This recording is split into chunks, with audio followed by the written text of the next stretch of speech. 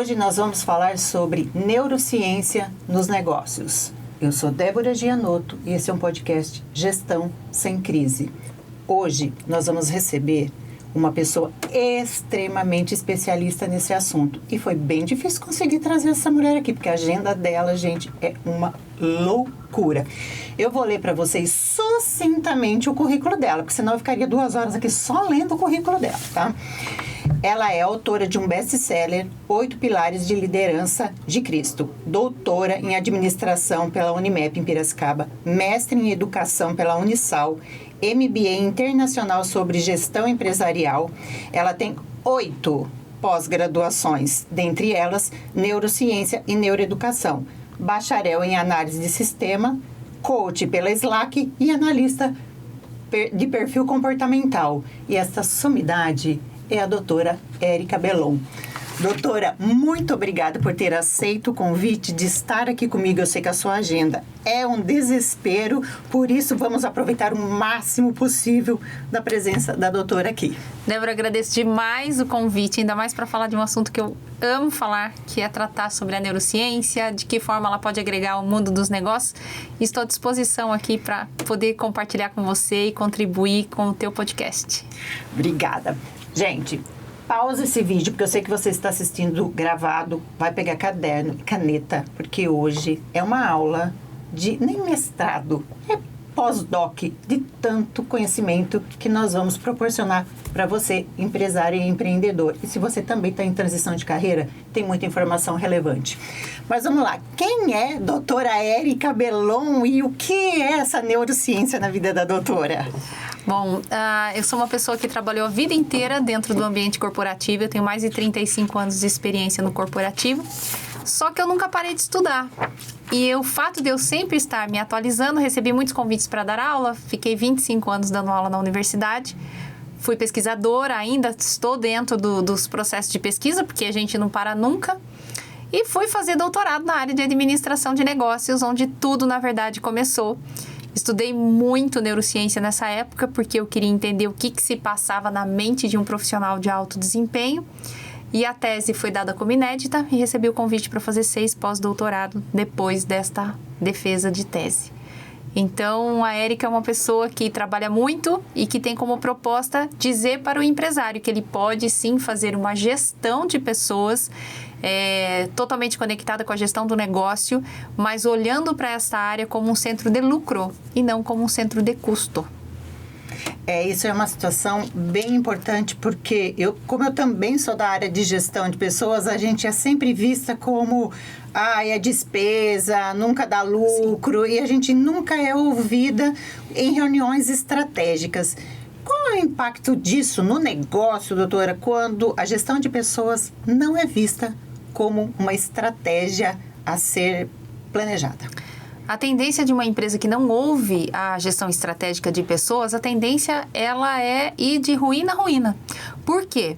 Um time que fatura 500k não fatura 1 milhão com o mesmo time, né? Se faturasse, já estaria faturando. E a única área da empresa capaz de dizer quais são as estratégias que deverão ser feitas para que isso aconteça dentro do prazo desejado é a área de gestão de pessoas.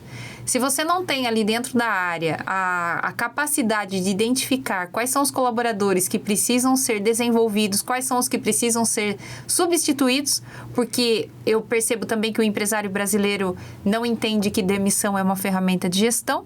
Então, se tudo isso não está extremamente claro na cabeça do empresário, ele passa a vida dele investindo no departamento comercial, vendendo muito, tendo um faturamento alto, mas um lucro baixíssimo.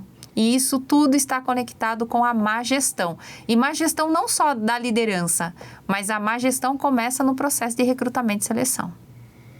Tudo são pessoas, né, doutora? Tudo são pessoas e a gente vê muito isso ser negligenciado, né? Aquela situação, Ai, a frase que me mata. Vamos contratar por 90 dias, a gente experimenta por 90 dias. Se não der certo, a gente desliga. Quanto dinheiro jogado fora, né? Porque o brasileiro não faz conta, né? Ele acredita que os 90 dias é apenas 90 dias e que está tudo certo, né? E que isso não vai causar um impacto. Só que ele não olha também que a quantidade de pessoas que entram e que saem, o que está representando dentro da empresa dele. Aliás, até para dar um recado aqui para o empresário, né? Falar diretamente com ele. Você tem noção de que cada colaborador que não fica na tua empresa, o impacto negativo que isso causa na tua marca? É isso que você tem que pensar, né? Quando o empresário não se atentar a isso, a construção, né, a atração dos melhores talentos, ele só vai querer trabalhar numa empresa realmente que tenha performance como a dele. E, aliás, é uma coisa que pouquíssimos empresários param para pensar. O que é que o mercado diz a respeito da sua marca? Por que um colaborador gostaria de trabalhar na tua empresa e não vai trabalhar na empresa do concorrente, por exemplo? Então, ele não para pensar sobre isso.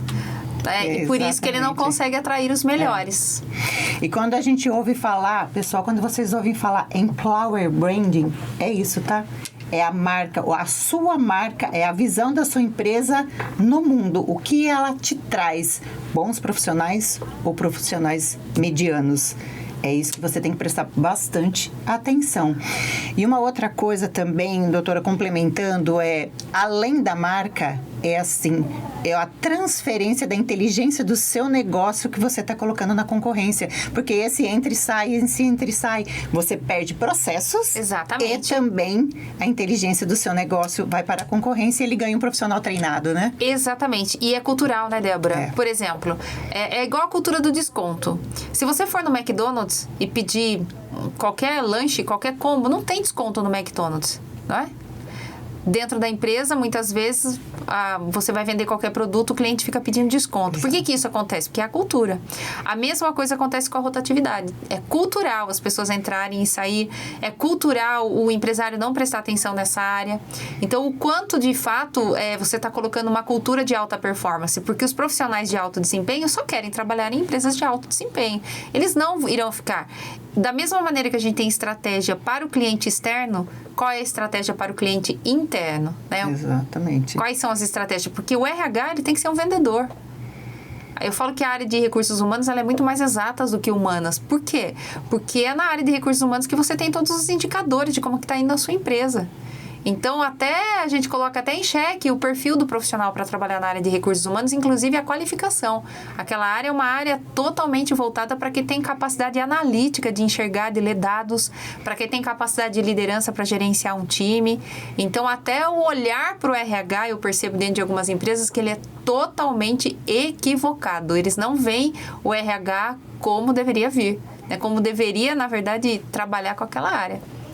Os profissionais mais caros do RH é quem tem noção de People Analytics, né? Exatamente. Quais são os indicadores, né? Exatamente. Essa questão de People Analytics, ela está bastante em voga agora. Sim. Por causa da inteligência artificial que eclodiu, né, de novembro para cá.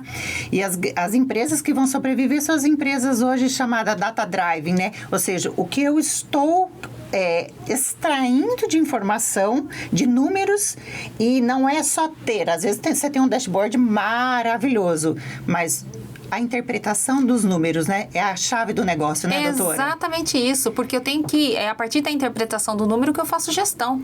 Então, a gente tem que buscar o equilíbrio. Não pode ser o RH de só abraçar a árvore, né? Só o RH de fazer festa de aniversário, comemorar o aniversariante do mês, colocar balão na hora que o funcionário chega que está fazendo aniversário. Sim. Então, não estou dizendo que não é para fazer, mas eu não posso resumir o RH a isso.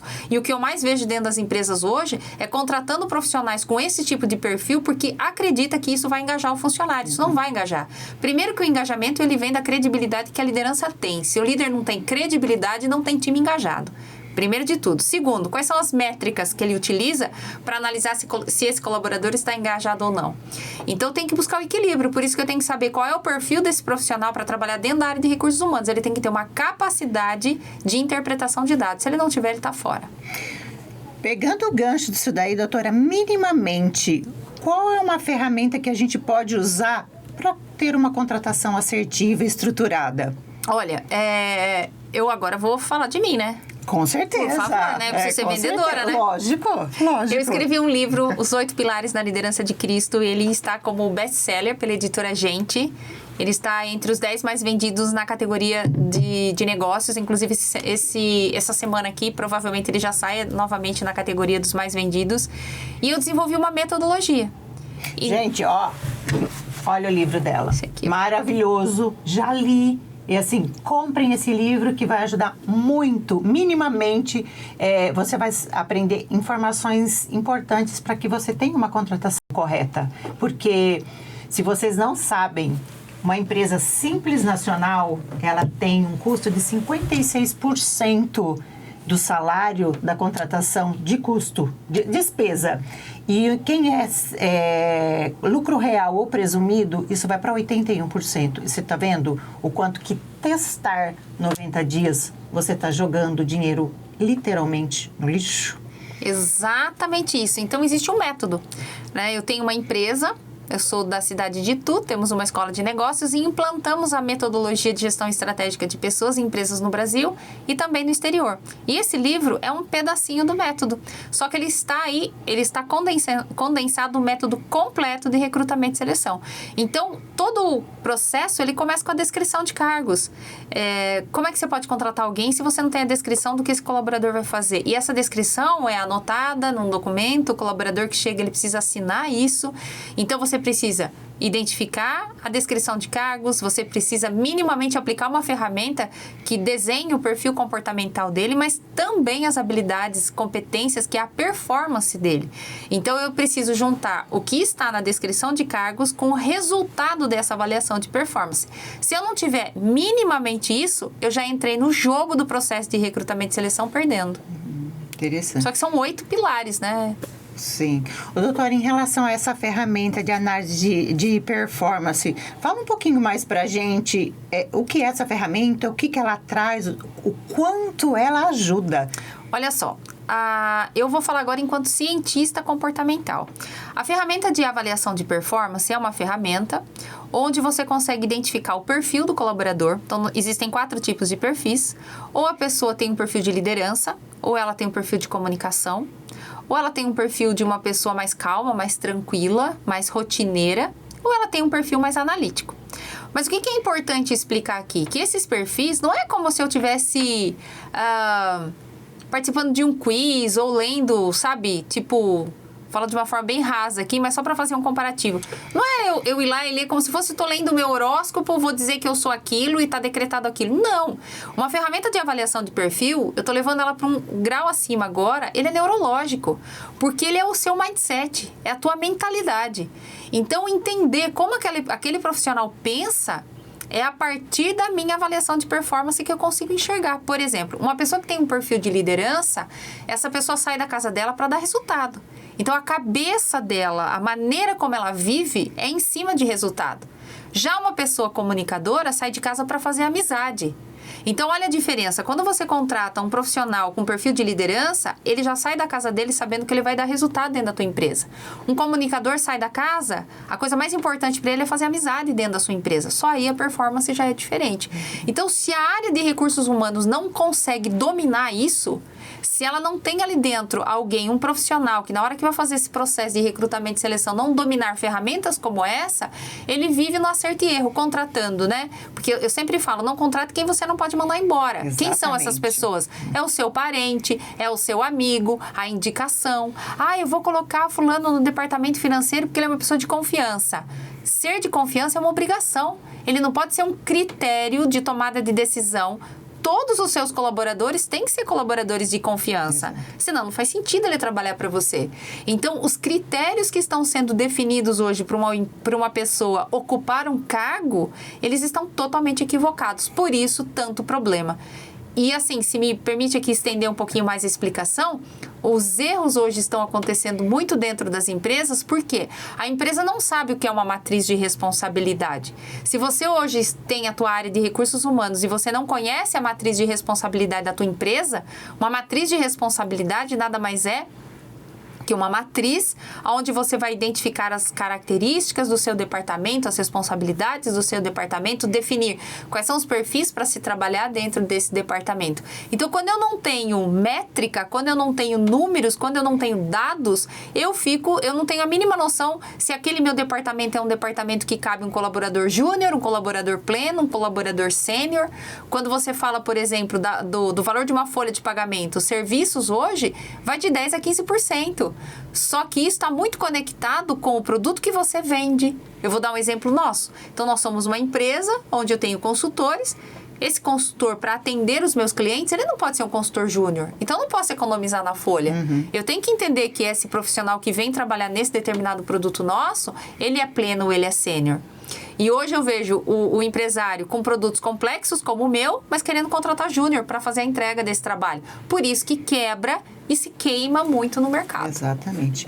E, doutora, existe dentro, né, da matriz de responsabilidade aquele colaborador que ele é custo e aquele que é despesa. Exatamente isso. Qual é aquele que ele é dentro de um centro de custo que é custo? Sim. Só que ele se torna despesa.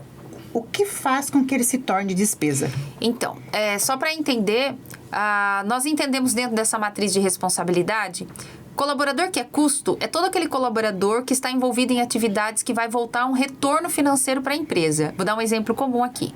Então, eu tenho a minha consultoria. Os meus consultores, eu considero os meus consultores dentro da minha folha como um custo. Eu dependo deles para que gere dinheiro dentro da minha empresa. Faz parte do core do negócio. Faz parte do core business. Agora, por exemplo, a minha secretária, ela é uma despesa para mim. A minha recepcionista, ela é uma despesa. A senhora que nos ajuda na limpeza, ela é uma despesa. Se eu dispensar a mulher da limpeza, o meu core business continua. Agora, se eu perder um consultor, eu já vou ter um problema. Entretanto, existem departamentos que são departamentos de custo, como, por exemplo, a minha consultoria é um departamento que eu considero custo.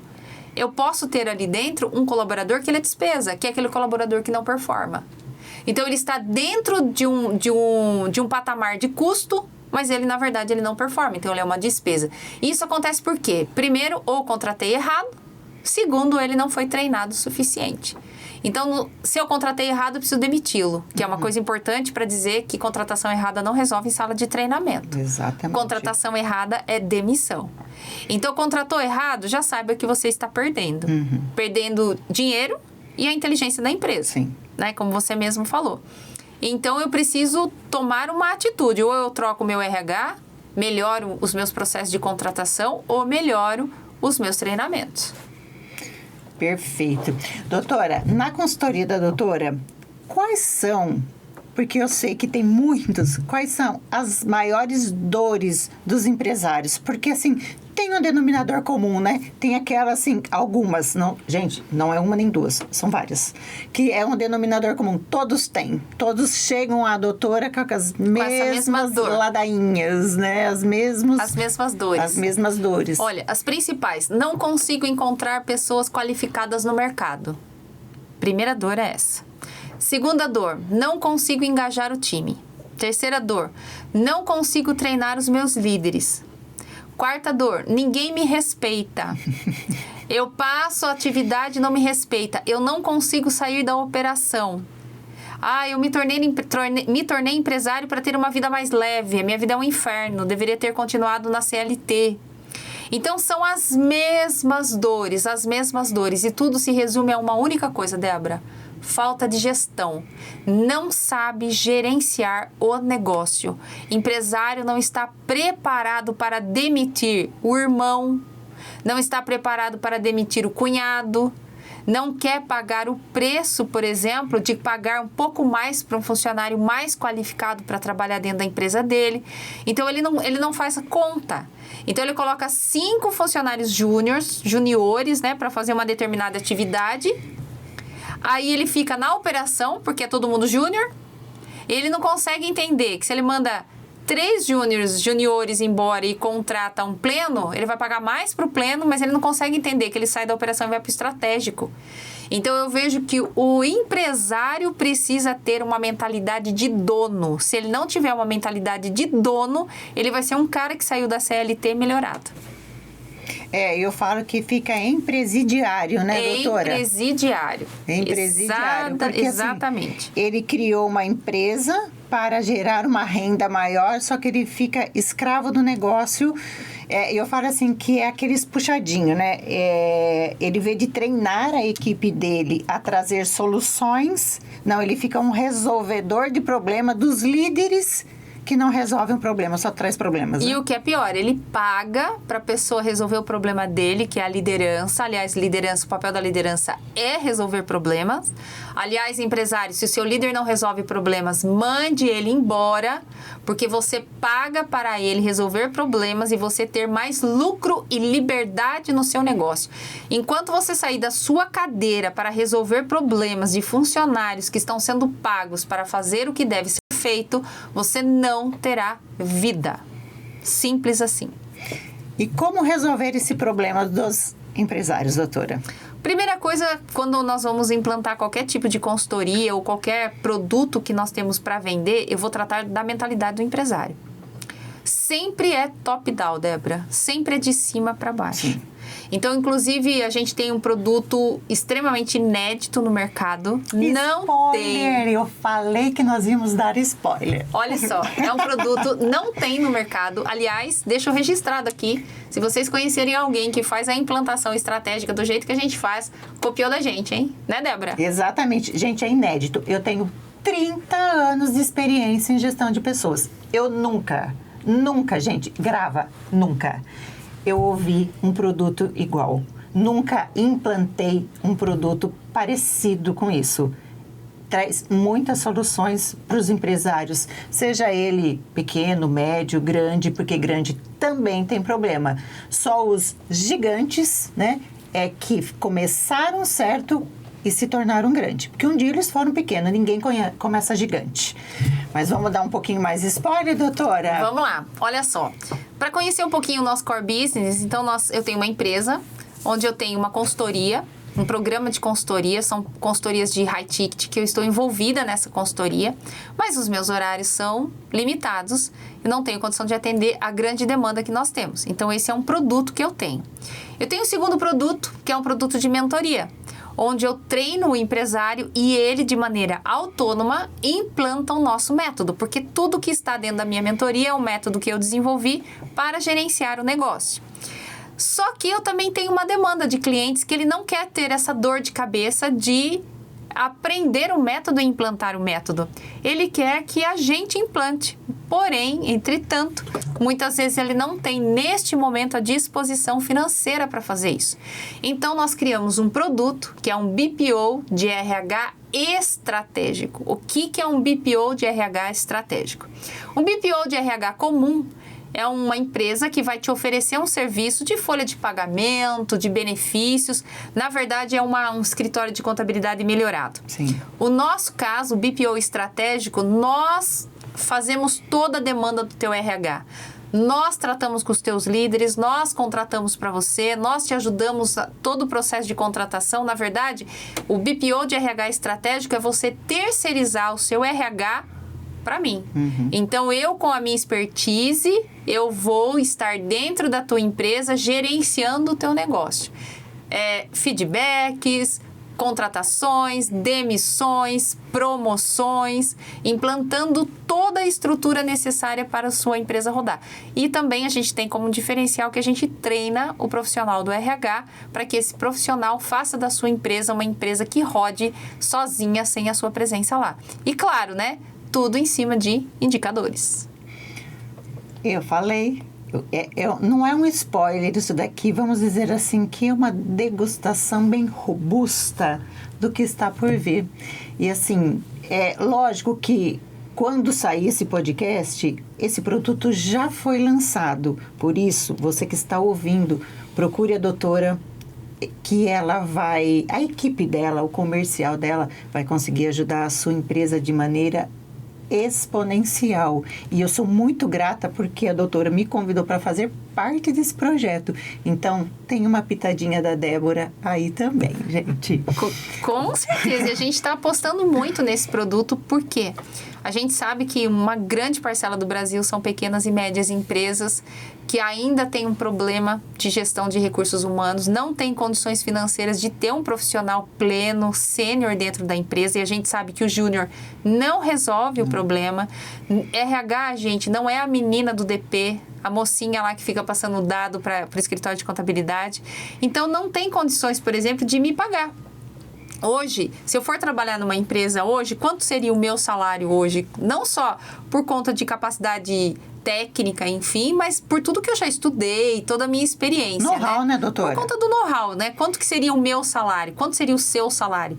Né? Só aqui na mesa nós estamos falando de 65 anos de experiência. Sim. É uma soma de 65 anos de experiência. Quanto custaria nos ter dentro da empresa? Não é verdade? Então, hoje você tem a possibilidade de levar todo esse know-how dentro da sua empresa por um investimento absurdo. E posso garantir para você, por um investimento de um júnior, você faz isso. Exatamente, exatamente.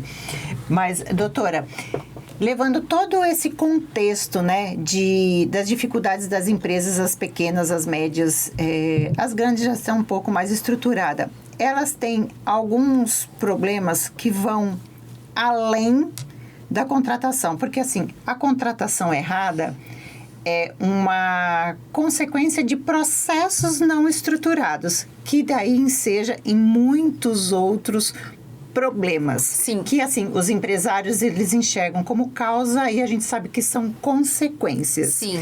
Então, a causa hoje, a doutora vê primeiro, é o empresário voltar para a cadeira de aluno e aprender a ser empresário, porque precisa estudar. Não é só saber fazer tecnicamente algo, precisa sentar na cadeirinha da escola e aprender, né? Exatamente. A primeira coisa que o empresário precisa ter é a sua própria avaliação de performance. Nós precisamos enxergar se esse empresário que tem uma ideia brilhante, esse empresário que tem muito esforço, que não nega trabalho, que trabalha muito, se realmente ele tem know-how para tocar um negócio.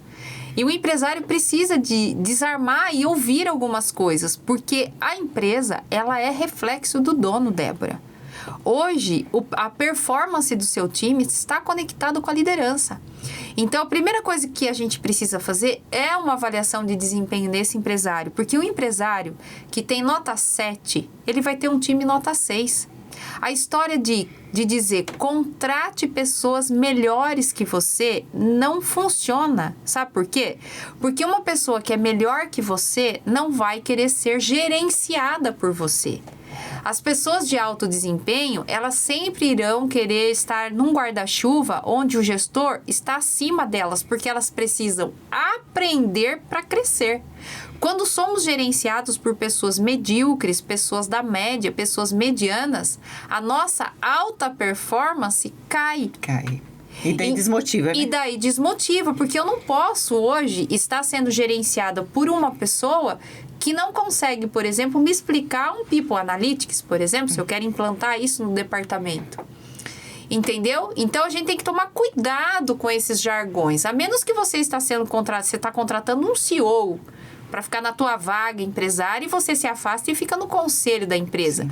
Agora, você dizer que você tem um líder ali, trabalhando naquele departamento, que tem um conhecimento medíocre, e você vai contratar uma pessoa que vai estar acima desse líder, né, que vai estar ali, no guarda-chuva ele está abaixo, mas intelectualmente ele está acima, não vai dar certo, esse líder vai queimar ele. Exatamente. E ele vai sair de lá. Mas não necessariamente eu preciso ter em todas as competências técnicas um líder superior. Às vezes, em algum ponto, eu posso ser melhor que o meu líder, né? Não tenho fazer dúvida. Essa troca. Exatamente isso, porque eu preciso ser especialista na minha área. Uhum. Mas existem habilidades básicas, Débora, que qualquer líder precisa ter. Sim. Eu falo, qual é a principal característica de um líder? Resumindo tudo, ele precisa ter coragem. Ele tem que ter coragem para contratar, tem que ter coragem para demitir, tem que ter coragem para dar feedback, tem que ter coragem para trabalhar junto. Ele tem que ter coragem. Então, se ele já não tem esse tipo de coragem, ele já nem pode estar na posição de liderança. A doutora falou uma coisa que, assim, eu tenho muita demanda em relação a isso. Feedback. Como dá? Porque assim, as pessoas têm medo de dar feedback, né? Começa aquela embromation, né? Aquele negócio de, é sanduíche no sanduíche, começa por bom e começa por ruim. Qual é a melhor forma? Existe a melhor ou depende? Na verdade, feedback é uma coisa só. Você, para sentar para dar um feedback para o colaborador, não é você que está dando feedback, é o que a empresa precisa que seja feito. Então, todo feedback ele está alicerçado na missão, na visão, nos valores, na cultura, no propósito da empresa. Então, quando um colaborador não está conectado a isso, a empresa não vai dar certo. E o problema é que o gestor, o líder, o profissional do RH, quem quer que seja, quando vai dar esse feedback, ele dá a opinião dele. E é aí que começa o conflito. Então, não é a opinião de ninguém, é o que a empresa diz. Se você tem hoje um colaborador que ele é extremamente tóxico, mas lá nos seus valores você diz que a tua empresa é uma empresa de atitude positiva, então, esse funcionário precisa ser chamado para conversar e a conversa começa pelos valores da empresa. Olha, dia 10 de fevereiro, você foi extremamente grosseiro com a sua colega de trabalho. Nos valores nossos da empresa, diz que você precisa ser uma pessoa respeitosa, que tem que ter atitudes positivas. Então, você não está conectando com os valores da empresa. É diferente de quando eu falo que é a Érica que está dizendo isso. Não, são os valores da empresa. Então, até inclusive, Débora, nas nossas consultorias, no nosso BPO, as empresas recebem esse treinamento de feedback para eles aprenderem, a partir de uma ferramenta prática, como dar esse feedback, porque é a partir do feedback que nós desenvolvemos uma faculdade mental, que é a inteligência social. E a inteligência social, que é essa capacidade que eu tenho de estar no meio de pessoas, ela é 100% conectada com a inteligência emocional. Você não desenvolve inteligência emocional sem estar alicerçado numa inteligência social. E a inteligência social, ela é construída. Por quê? Porque você é a única faculdade mental que você não tem. Então, você precisa construí-la. E como é que eu construo? Com feedback negativo. Então, quem é reativo a feedbacks, nunca terá uma inteligência social. Consequentemente, terá faltas na inteligência emocional. A inteligência emocional hoje é uma das coisas que mais tem demandando, porque a gente está notando um mundo meio complexo, Exatamente. né? As pessoas estão, assim, um pouco fora da casinha, Exatamente. vamos dizer assim, né? Exatamente. Pessoal, olha, missão, visão, valores, propósitos são informações importantíssimas da sua empresa. Então, assim, sabe quando a gente sabe que a empresa não está legal? Quando a gente pergunta para o empresário qual é a missão, visão, valores, ele fala assim, só um minutinho, eu vou dar uma olhada no site. Se a resposta for essa, organize sua missão, sua visão e seus valores, porque você está fazendo o resto tudo errado, tá? É aí que começa a estrutura da sua empresa. Tô certa, doutora? Perfeito. A tua liderança tem que saber a missão, a visão e os valores já de cara. Se ela não sabe, se a missão e a visão da sua empresa não passa de uma placa na porta, na parede, está tudo errado. Não dá para começar uma empresa sem viver aquilo. Eu vejo empresas que eu frequento, né, que está lá nos valores da empresa, respeito, transparência, honestidade, mas daí o dono da empresa paga por fora, não fala bom dia para a secretária.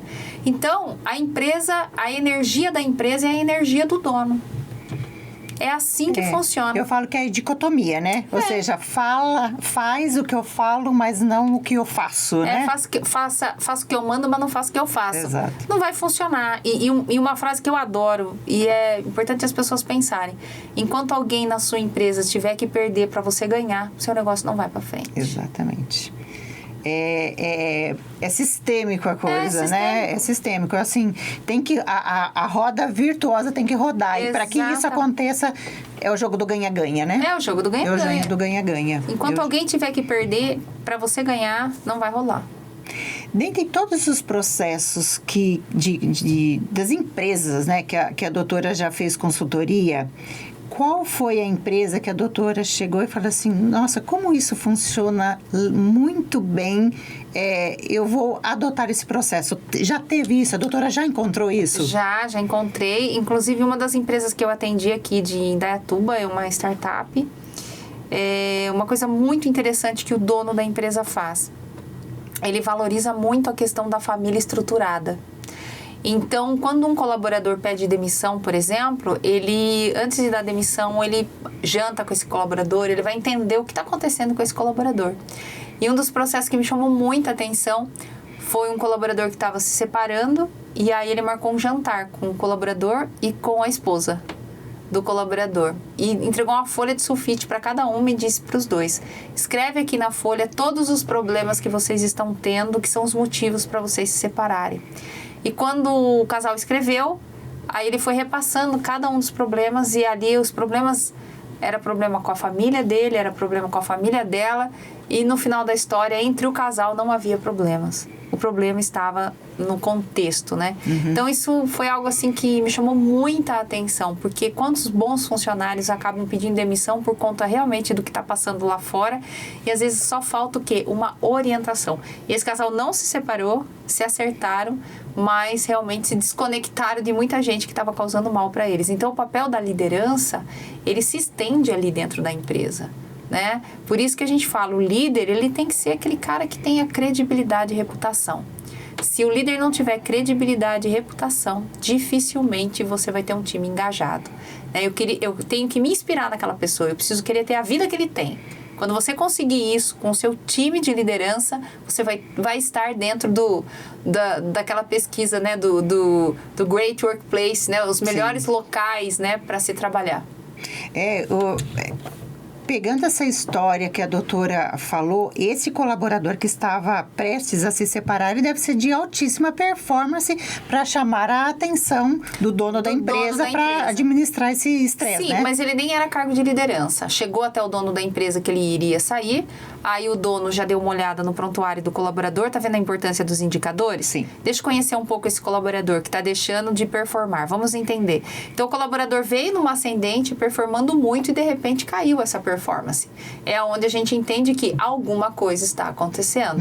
Então, vamos ver o que é que está acontecendo.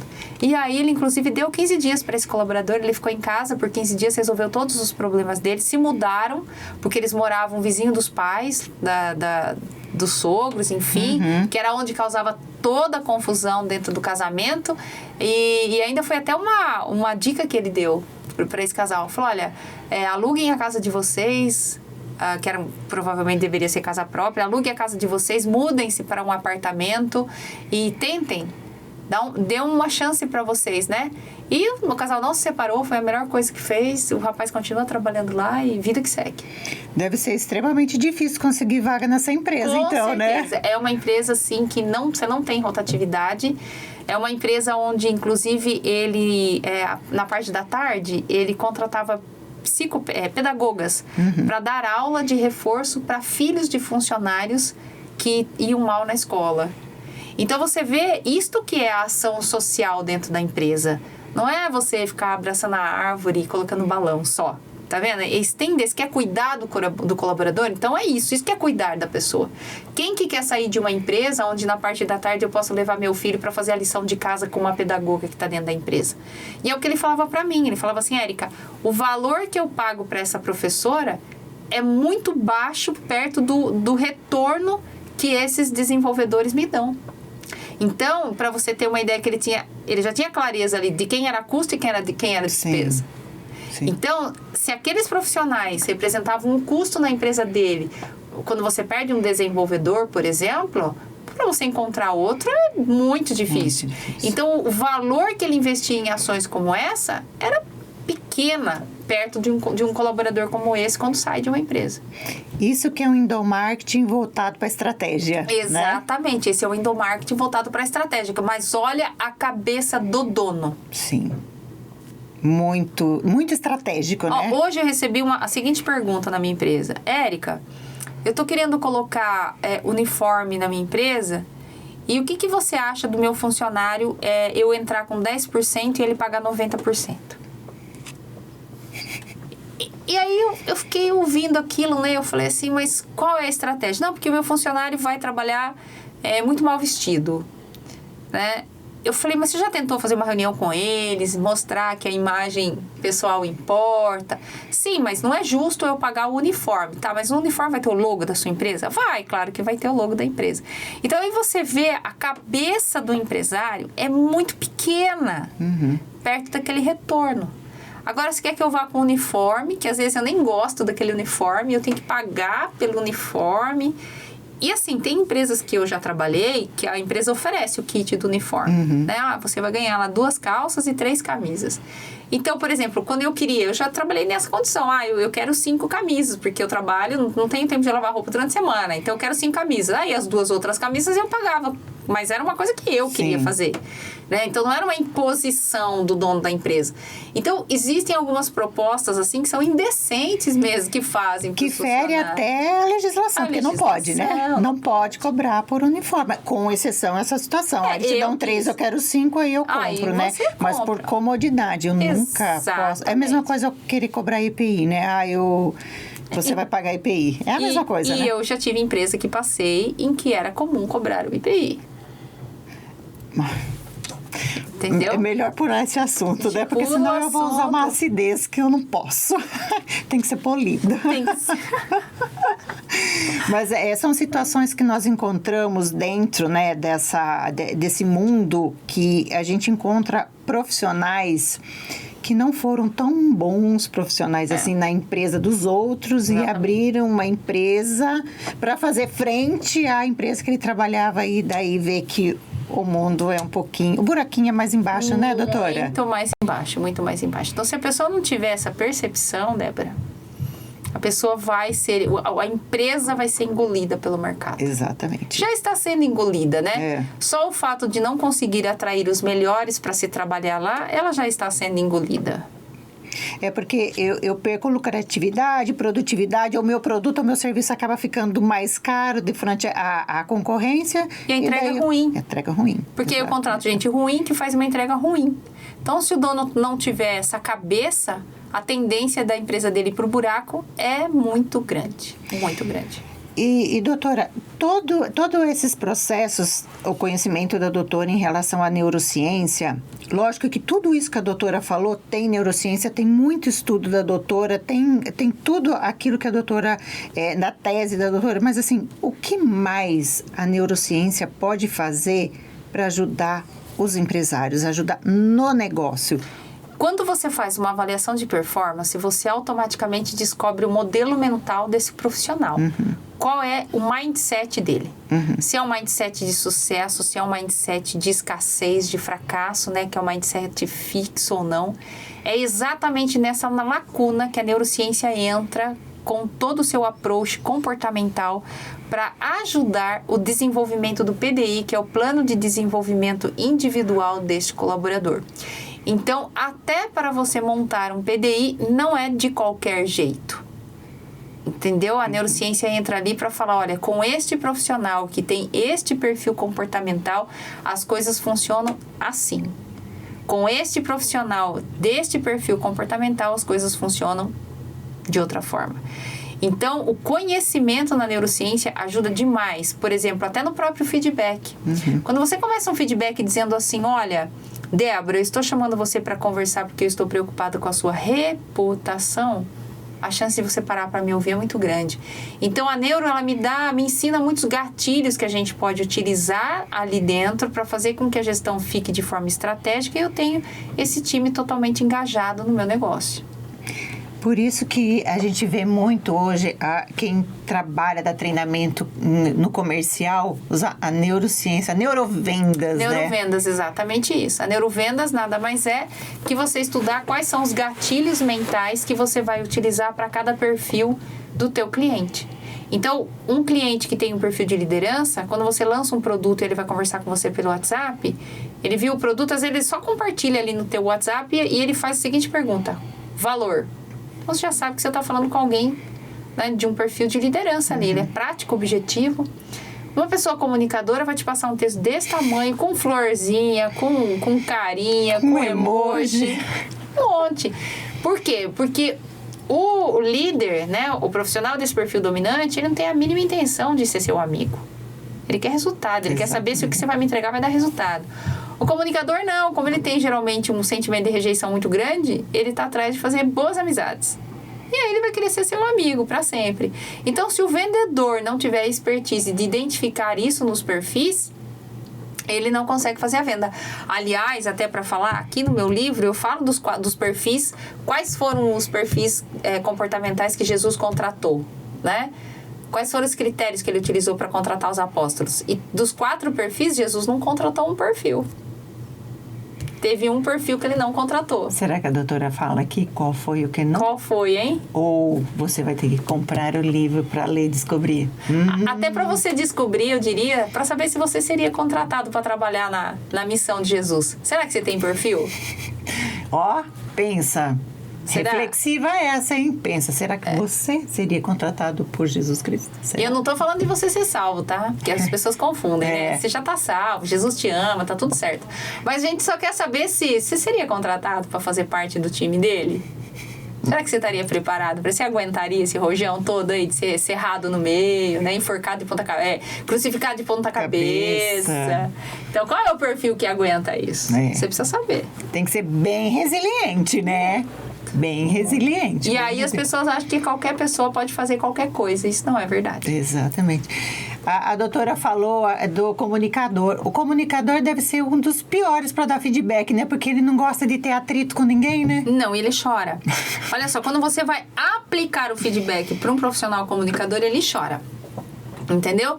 Agora, quando ele vai dar o feedback, né? Quando o líder é um comunicador, ele tem muita dificuldade. Ele dá a volta nos anéis de Saturno, ele terceiriza a culpa, ele diz assim, olha, você sabe o quanto eu gosto de você, mas você sabe que eu tô aqui, eu preciso cumprir ordem. Então, ele tira dele para poder falar pro colaborador. Então, ele é um péssimo líder. Ai, gente, ainda bem que eu mudei um pouquinho meu perfil, tá? Porque eu era bem mais comunicadora do que executora. Agora tô mais executora do que comunicadora. Doutora, existe como mudar? Existe. Existe a possibilidade, sim. Então, por isso que você tem que buscar um profissional que entenda de perfil comportamental, tá? Não basta só, eu tenho aqui a ferramenta, eu vou aplicar e vou ficar lendo que nem... É como eu brinquei aquela hora, né? De uma forma bem rasa. Vou ler como um horóscopo, por exemplo, e vou taxar que é daquela forma. Não. Para que isso aconteça, a gente precisa fazer uma análise. Primeiro, entender de quanto você tem de comunicador. Vai, de 0 a 10. Eu tenho 9 de comunicador. Mas eu quero me tornar um analítico. Quanto que você tem de analítico? Analítico eu tenho 2. Então, essa mudança, ela é praticamente quase que 0. Você vai ter que se dedicar muito, Débora, porque é modelo mental. Para cada habilidade que você precisa desenvolver, você tem que treinar no mínimo 10 mil horas. Só que são 10 mil horas fazendo a coisa certa. Não adianta fazer 10 mil horas fazendo a coisa errada. Exatamente. Então, se você não tem um mentor te orientando para isso, você não consegue fazer essa mudança. Então, por isso a importância de ter mentorias, participar de mentorias, e você tem que ter critério, né? Quem é esse seu mentor, né? Porque não adianta eu querer passar por uma mentoria para ficar rica se o meu mentor não é rico. É um fracassado, né? Não adianta, que é o que mais a gente encontra, infelizmente, hoje no mercado. Muita gente prometendo algo que nem ela mesma é. Então, você só vai conseguir chegar onde você precisa chegar se, de fato, quem estiver te orientando já chegou lá. Se não chegou, não tem sentido, né? Exatamente. Olha, toda vez que vocês forem procurar um profissional para orientar ou a sua carreira ou a sua empresa, veja o histórico desse profissional. Ele já trabalhou na área, ele já foi um profissional requisitado, ele foi um profissional com resultados, bons resultados, por onde ele passou. Então, veja isso, analisa isso, porque é o que vai fazer a diferença na sua empresa, na sua carreira. Porque a internet é lindo. O que está no front é a coisa mais linda. E o backstage, o que está por trás, o que esse profissional foi. Então, é isso que vocês têm que ser extremamente criteriosos para escolher o que você vai ter para a sua vida. Quais são os resultados. Porque se você escolher errado, você vai chegar a lugar nenhum, né? Então, assim, são os resultados da pessoa que está te orientando que vai fazer com que você tenha bons resultados. Ou não. Não é isso, doutora? Exatamente isso. E uma dica também, vai contratar um mentor? Você precisa analisar se esse mentor já chegou aonde você gostaria que ele chegasse. Você entra em contato com as pessoas para quem ele já prestou qualquer tipo de serviço para saber se a pessoa teve o resultado. É a mesma coisa com o famoso analista comportamental. Você precisa saber quem é, qual é o currículo dessa pessoa. Débora, você falou do meu currículo no começo, né? Olha só, eu fiz um bacharelado de 4 anos, Débora. 8 pós-graduações, 1 ano e 8 meses cada uma. Um mestrado de 2 anos, um doutorado de 5 e mais 6 pós-doc aprovado. Eu tenho dúvida. E como temos, né? A gente tem dúvida. E como temos. Como é que você acha que uma pessoa que passa um final de semana sai de lá num curso que tem condições de te atender, de orientar a sua carreira? Eu vejo um monte de gente orientando carreiras de outras pessoas porque ele não deu certo na carreira dele, daí ele vai e faz um curso para orientar a carreira do outro. Não faz sentido, tem que ter critério para você poder trabalhar com esse tipo de coisa. Não contrate mentor pelo preço. Quem é bom custa caro. Exatamente. Porque o que a pessoa te vende? Ela te vende a experiência. O que eu vendo para você? 35 anos de experiência, Débora. Choro no banheiro, porque eu sou da época que o diretor gritava, esguelava, berrava. São essas coisas que a gente vende. Entendeu? É isso.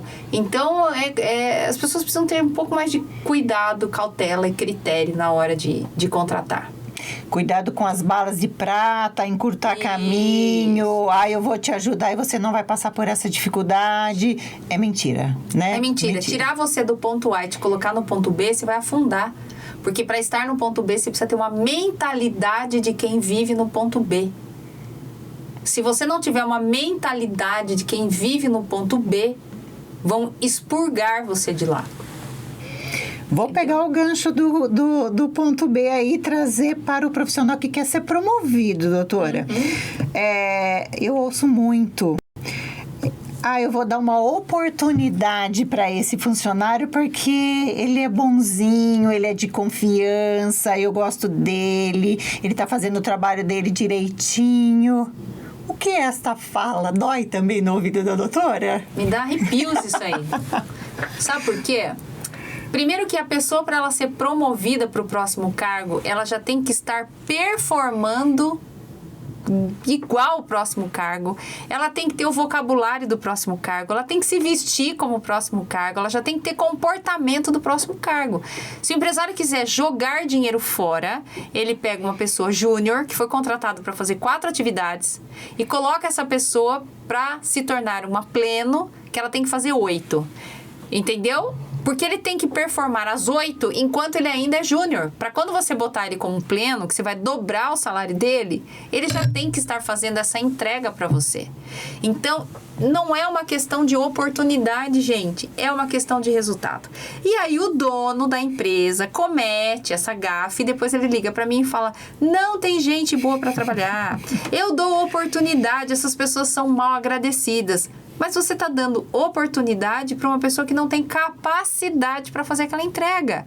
Não adianta eu pegar um aluno do primeiro ano, né, que ele está com 6, 7 anos, e vou dar a oportunidade para ele se matricular no segundo ano de matemática computacional na Unicamp.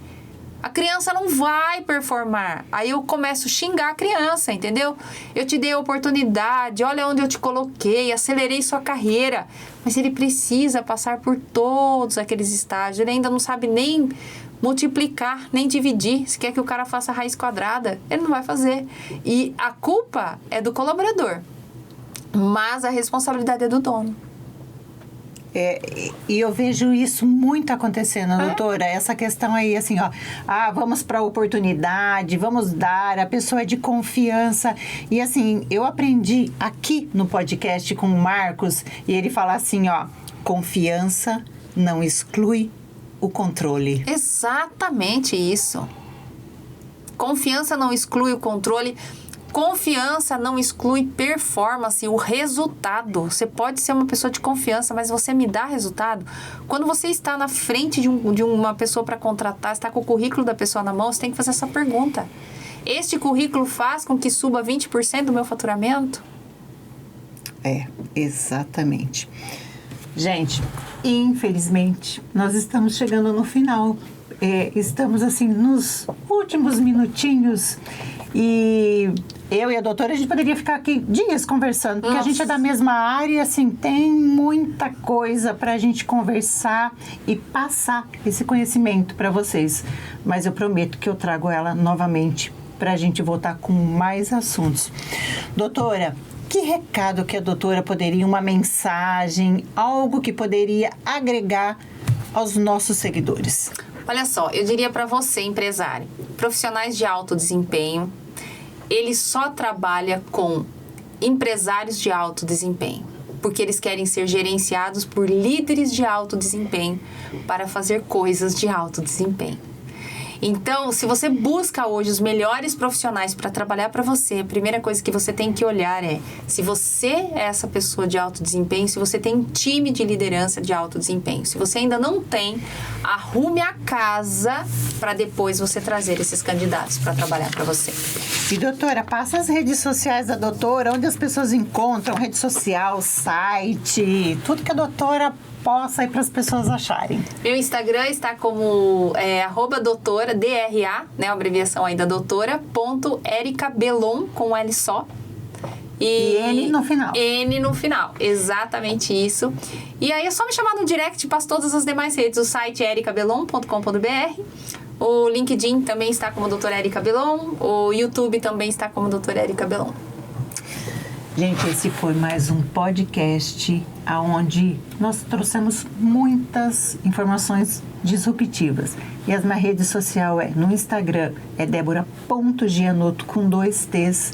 No LinkedIn também é @DéboraGianotto.